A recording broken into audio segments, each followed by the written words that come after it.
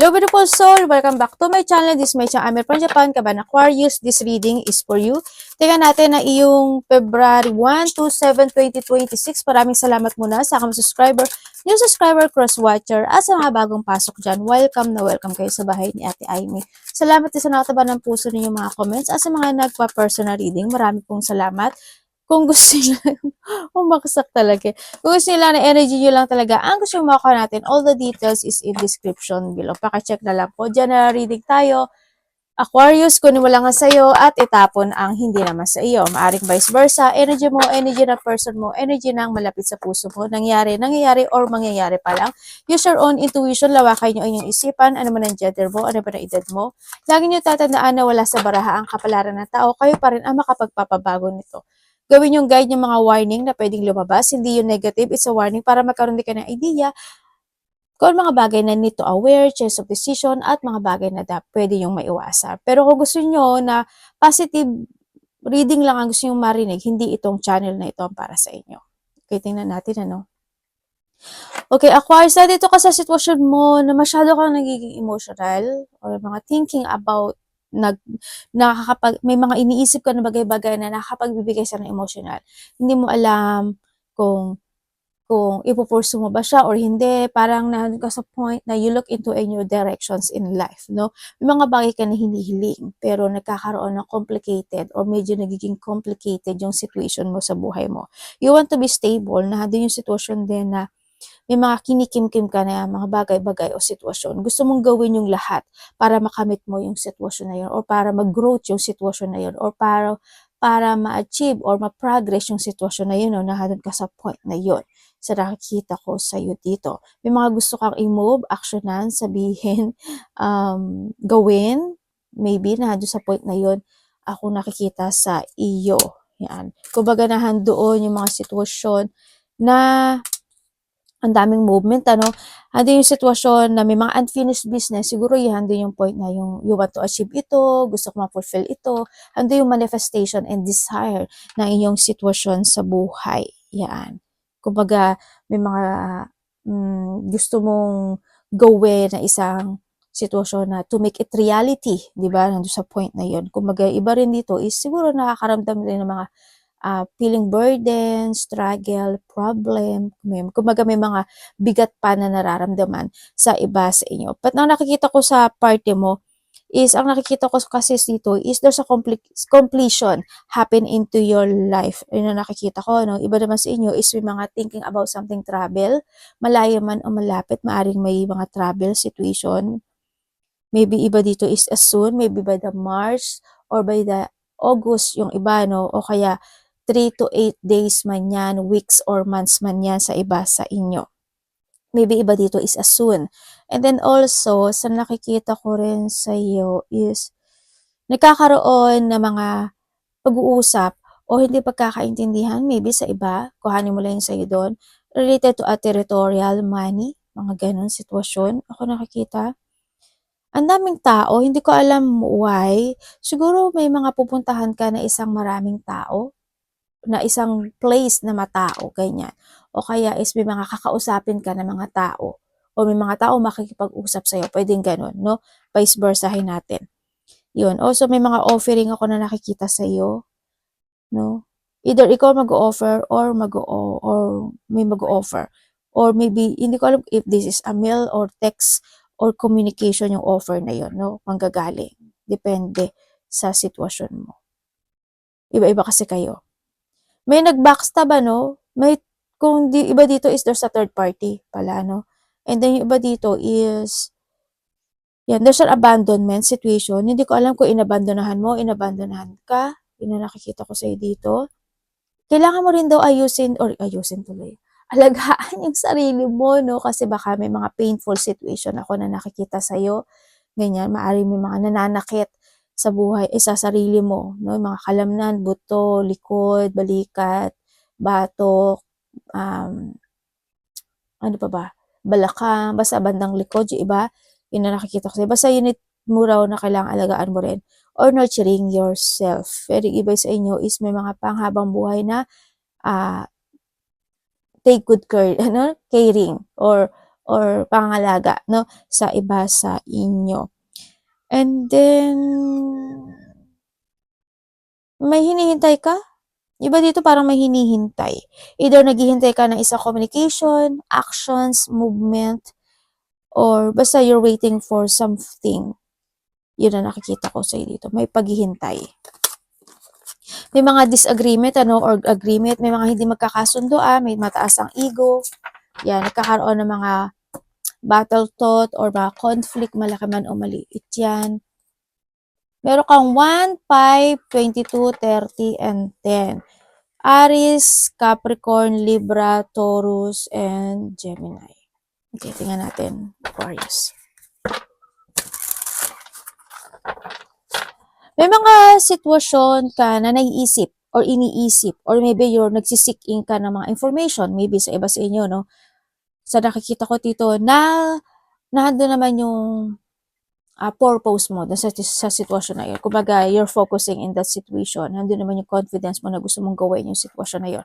Pero nandun yung point na nalilito ka, maaari nagkakaroon ka ng mga multiple choices in life, no? Hindi mo alam kung kailangan mo ba i-pursue or hindi. Nandun ka sa point na yon. Kailangan mo bang sabihin o hindi? Kailangan mo bang pumili or hindi? Or kailangan mo bang tahakin o hindi?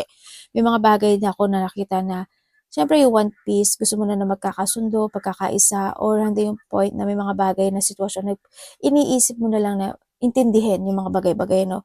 Andun ka sa point na iyong kahit na siguro ina-accept mo na lang kahit na ikaw ay nasasaktan, mga ganun.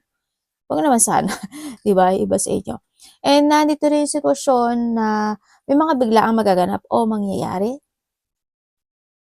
Pwedeng may tao na dati mong kakilala or kakilala mo na or nagkausap na kayo nitong tao na to na maaring may distance, na maaring magkaroon uli kayo ng communication nito, no, or connect ito sa iyo or ikaw ang ko-connect. Yun ang nakikita ko sa dito. May matanda ako nakikita, hindi ko alam kung sino yung matanda. Maybe yung matanda is dumidistansya sa iyo or ikaw ito, or nahanda yung point na may tao sa buhay mo na dumidistansya, no? Pwede yung tao na yon o dumistansya or ikaw ito or siya, or pwede yung tao na yun is nagkakaroon kayo ng conflict or maaaring nagkaroon ng mga lamat sa inyong pagitan, pwedeng ganun sa point na yon. Ako nakikita sa iyo. Mag-ingat ka na lang, no? There's a warning. Ako na nakikita sa iyo. Ikaw or either makaka-receive ka lang ng information or pwedeng sa iyo or sa malapit sa puso mo o malapit sa iyo mangyari yon. Sana wag naman din, no? May mga warning lang din, may mga accident situation ako na nakikita sa iyo. Kung paano accident, hindi ko alam. Iba-iba kayo na pwedeng maging accident, no? Meron ako nakikita na danger situation kasi siya. Pwede siya sa mga doctor, hospital, o may magpapa-check up, o may kailangan magpa-check up, ganyan. May mga surgery, ganyan ako nakikita sa inyo, no? And then also is, may mga pag-aalinlangan na sitwasyon, no? Tulad ng sabi ko rin kanina siguro, di ba, hindi ako sure kung nasabi ko siya. Yun, decision making also, may mga nagkakaroon or parang nandun ka sa point na nag-iisip din na magpaparaya or may pagpaparayang sitwasyon sa buhay mo. Or gusto mo magparaya or someone's vice versahin mo.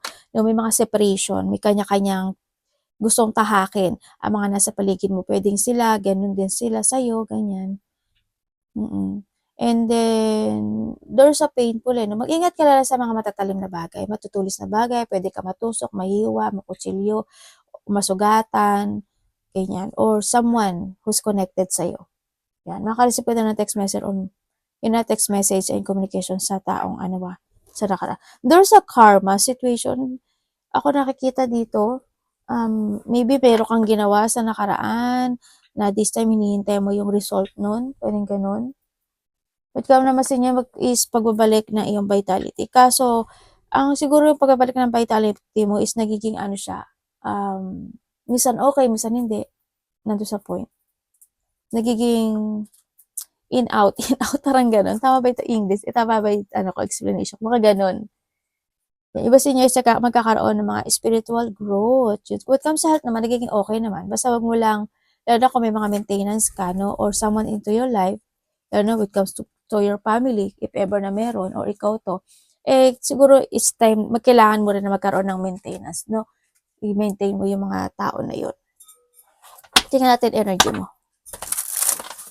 Energy ni Aquarius. Away. Ken kakang. Energy ni Aquarius this week.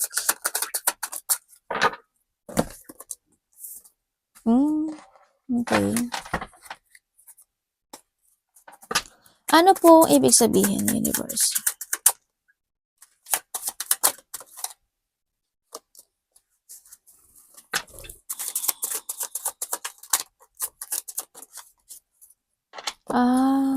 Okay, may hinihintay ka? Yung energy mo is para may hinihintay ka. Ganyan. Yan, may mga paghihintay. And then also, yung energy mo is meron ka daw na mga iniisip gabi-gabi o may mga iniisip ka ng mga bagay kasi is more on thinking. Ako nakikita sa'yo. Energy mo rin is meron kang gustong i-pursue or meron kang gustong gawin or ipursige. Ganyan. Parang nandun ka sa point na yun. Kasi di ko alam kung anong words ang gagamitin ko. Parang may gusto kang ipursige na isang sitwasyon sa buhay mo. Nandun ka sa pag-iisip na may mga bagay na naghahanap ka ng clarity or may mga sitwasyon na gusto mong itama or gusto mong i-correct or actionan, nandun ka sa point na yun. May mga bagay din ako nakikita na parang you illusioning something. Hindi ko lang alam kung ikaw is night shift or pwede rin kasi ito na minsan nagigising ka sa gabi or kulang ka sa tulog or maaga ka nagigising o napuputol yung tulog mo, pwedeng ganon. Nandun ka sa point na yun. You try to make it balance any situation into your life by this week sa nakikita ko sa'yo kahit na nagkakaroon or you're feeling emotions or may mga sitwasyon lang na nakakaroon ka ng pag-iisip. No, pwede kasi may mga tension na hindi pa totally natatapos, kaya nandun ka sa point na pag-iisip. May mga bagay ka lang na siguro na gustong gawin, i-pursue, kumbaga gusto mong ipaglaban, ganyan. May iba siya nagkakaroon ka ng mga battle thought, nandun sa point na yun.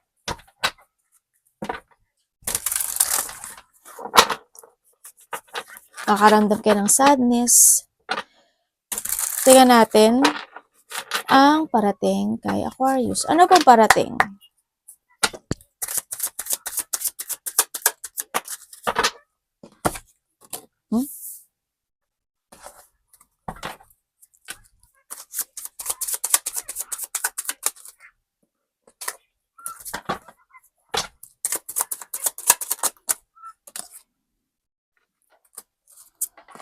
Uy, parating sa iyo.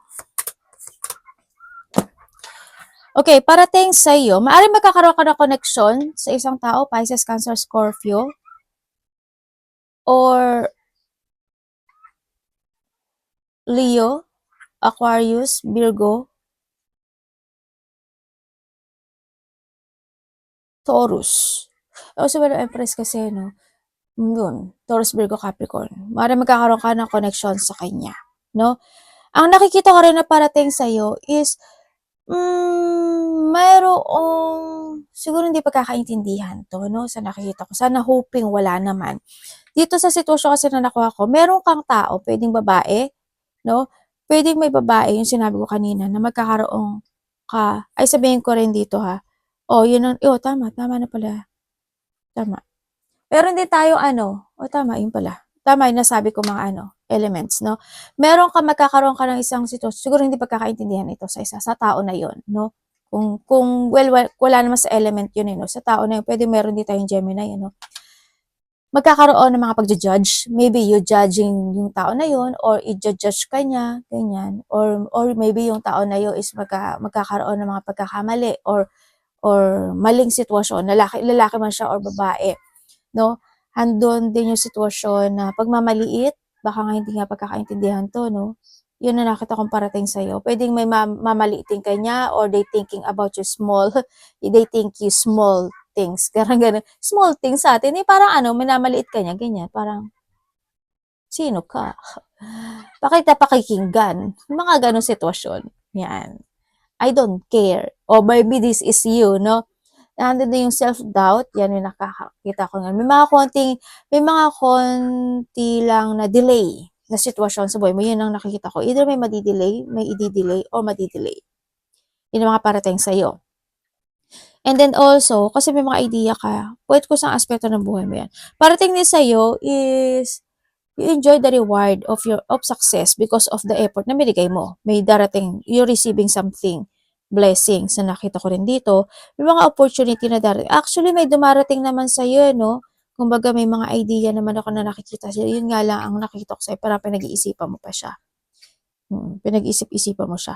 Merong grupo, hindi ko alam kung may pupuntahan ka na grupo, may pamumunuan ka na isang grupo, basta may grupo siya. Hindi ko alam kung this is a friend, mga kamag-anak, or connections mo sa trabaho, pwedeng ganun, ka-family yan. Magkakaroon ng mga ganun, mga celebration, collaboration, creativity maybe sa iba, o kaya may mga mag-chill-chill, yan, kakain, magiinuman, may mga gathering, malaki man o maliit yan, pwedeng na doon sa point na yon, no? Yan. Or maybe naman, yung bibigay ka ng pagmamahal at suporta sa kanila, or sila ang magbibigay sa iyo nito, pwedeng ganon.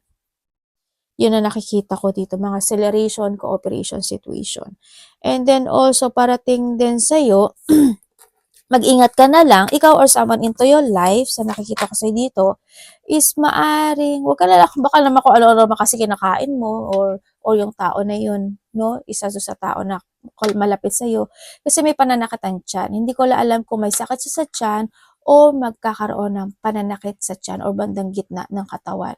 Pwedeng sisikmurain, kung may regla ka, regla talaga, menstruation, yan, pwedeng ganun.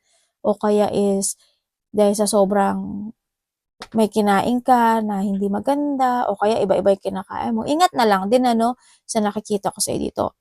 Yan, may mga kasiyahan ako na nakikita sa iyo. Yeah, within the 3 hours, 3 days, 3 weeks, or 3 months, or by March. Yan. May sinasabi na renewal. Hindi ko alam in what way yung renewal. Yun, may nakikita akong renewal situation.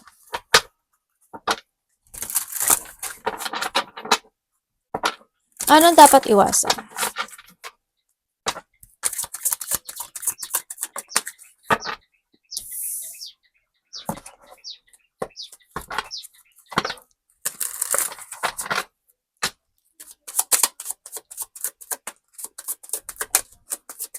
Parang may nag-aaway sa labas ng bahay ko.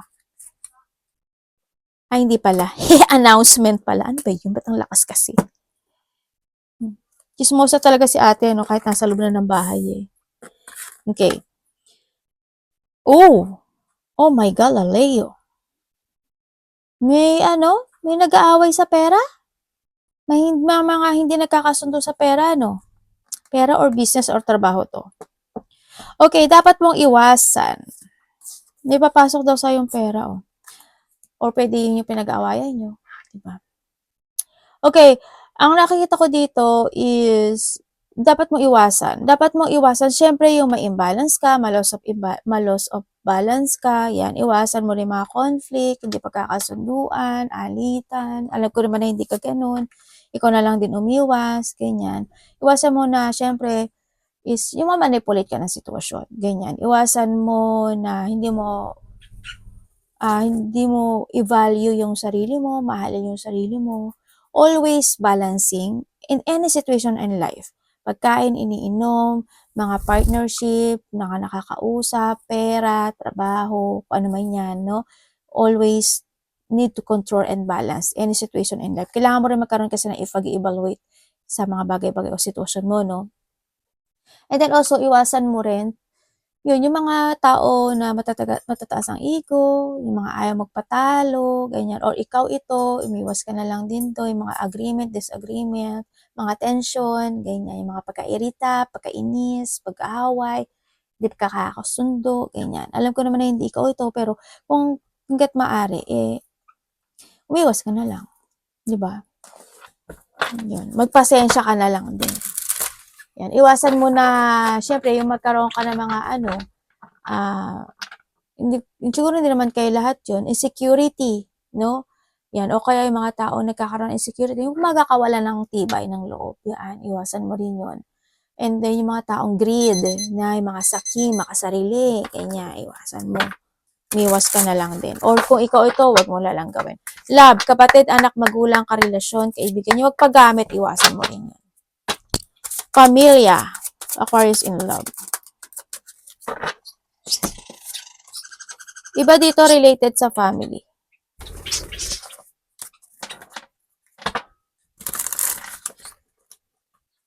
Aquarius in love.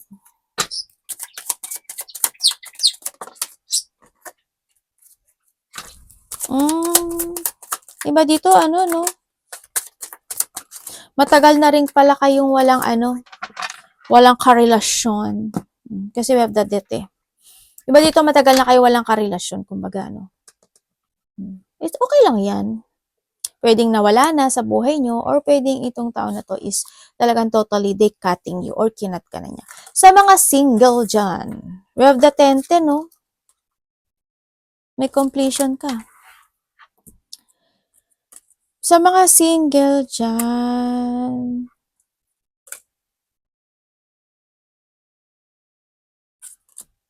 ay may parating sa'yo, oh. May parating sa'yo. Biglaan mo lang tong makikilala. As in, biglaan. Biglaan mo siyang makikilala. Pwede mo kasi siyang makilala by, hindi ko alam mo by traveling. Parang ganun, malayo o malapit yan. Pwede ganun. Basta biglaan lang siya. Pwede mo siyang makilala sa, pero bakit ganun ang energy nito?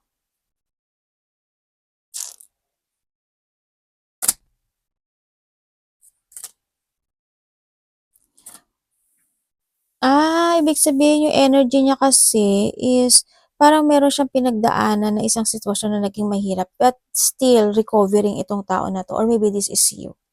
Yun ang nakikita ko dito. Pero may biglaang tao ka na makikilala daw. So nakikita ko dito Sa iba naman sa inyo, kung kayo is separated, kasi we have the death. Either namatay na siya or talagang nahando na yung pagkakating nitong situation na to, no? Pero ang nakikita ko kasi dito is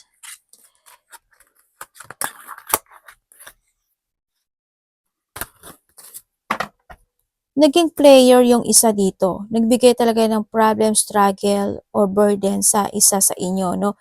Andun yung mga deep wound and battle situation na naganap. Ako, titingnan ko nga dito, nagdalawang isip pa yung isa, no? Pwede na handun sa point na 2 to 3 years kayo na wala na, yung mga ibang nagkahiwalay, or months man yan, no? Sa nakikita ko dito.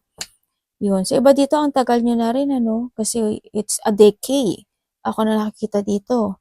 Iba dito siguro sa months or a year, 2 to 3 months man yan or 9. Kung ilan man yan, no? Or days man yan. Sabay ganun, days ate. Yun. Kung ilang months man kayo or years. Yun ang nakikita ko. Nagkaroon talaga ng pag-move dito sa situation na to. Pero nakikita ko bumabalik-balik siya eh. Hindi ko alam why, pero hindi yung pagbalik-balik. Pwede nagkakaroon kayo ng paunti-unting communication or meron siyang binabalikan sa relasyon na to, sa mga nagkahiwalay. Pwede rin kasi siya na meron mga pinag-uusapan when it comes to territorial, pera, or mga investment, mga ganun. Yun na nakikita ko dito. Or may mga unfinished business pa, maaring ganun. Kung kayo naman is in relationship, kung kayo is in relationship, is nado naman din na nagkakaroon naman din ng pag-uusap, or isa lang talaga sa inyo is napaka-very perfectionist. Pwede ganun. Hindi ko alam kung nagiging perfectionist ba siya, or mahilig lang siyang magtama ng mga bagay-bagay o sitwasyon, or mahilig lang siyang magsalita ng mga bagay na gusto niyang sabihin. Pwedeng ganun. Sa nakita ko dito, hindi naman yung stability ng relationship. Oo, minsan, hindi naman excitement, ando naman yung kinakaya naman kahit papaano yung may mga dumating man na mga struggle, problem, or situation in life, kinakaya nyo pa rin. Nandun pa naman yung cooperation, nandun naman yung partnership in this relationship. Nagpuput naman kayo ng effort at suportahan sa isa't isa. Kung kayo naman is may third party, Siguro naman alam niyo na yung gagawin niyo, di ba? Ate, may third party. Dito sa nakikita ko, may third party. Sa iba. Pero kung alam mo naman na walang third party, di wala. Doon lang yun. Siguro andun lang din yung point na sa mga magkakarelasyon, may mga bagay lang na iniiwasan. Ano? Halimbawa, saan ka nagpunta? Kung tutuusin na nagpunta siya sa ganito, pero iba yung sasabihin niya, yung mga ganun lang. Siguro yung mga pag-iwas na salita lang, may mga hindi pagsasabi nila ng totoo, mga ganun lang. No? Yan. Pero nasa inyo na yan. Ano niyo?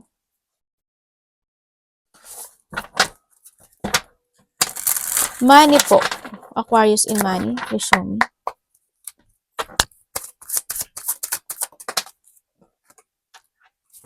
Sun.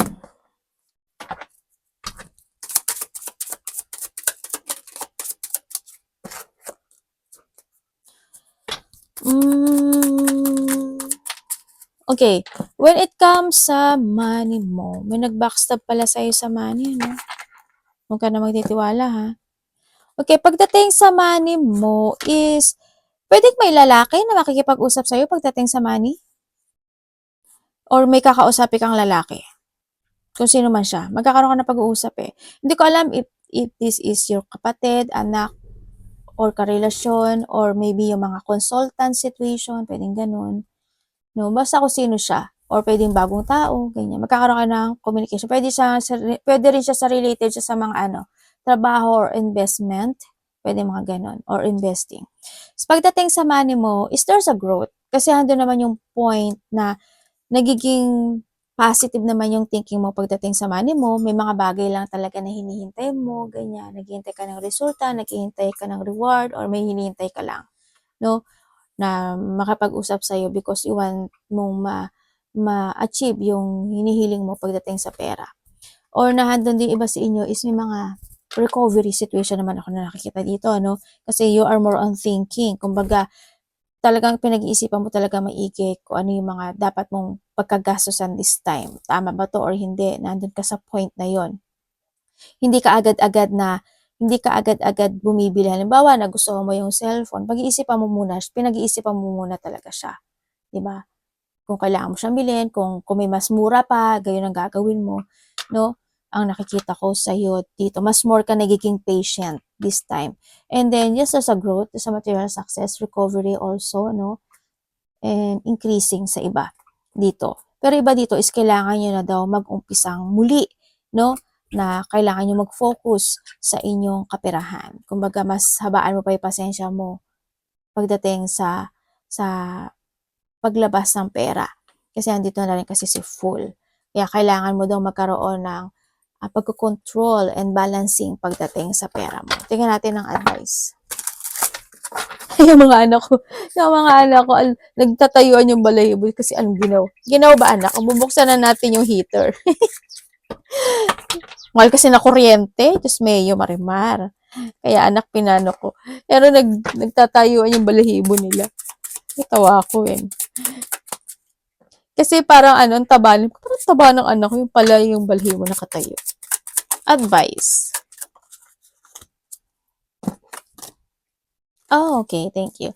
Okay, when it comes sa advice, Aquarius, when it comes sa advice, is, may union kayo, oh. May outgoing, yun. Well, good. Okay naman din, Iba dito, happy, single, and contento sa buhay. Very good, energy, May gagawin ba kayong business? Iba dito siguro may papasokin kayong business, Well, it's good, no? Kung may papasokin kayong business kasi nakikita ko yung growth. Yun nakikita ko sa iyo. Huwag lang pabigla-bigla, kailangan mo lang planuhin and it will grow. Okay, sa nakita ko sa dito, when it comes to advice is, yes, alagaan mo rin yung sarili mo, no? Sinasabi dito, kailangan mo rin naman doon na magsaya kung kinakailangan mo mag-go out together with your friend or mga colleagues mo or mga anak mo man yan, kapatid, karelasyon, a person na pwede mo makasama sa pag-outgoing mo, yan. Mag-banding-banding kayo, ganyan. Okay naman daw.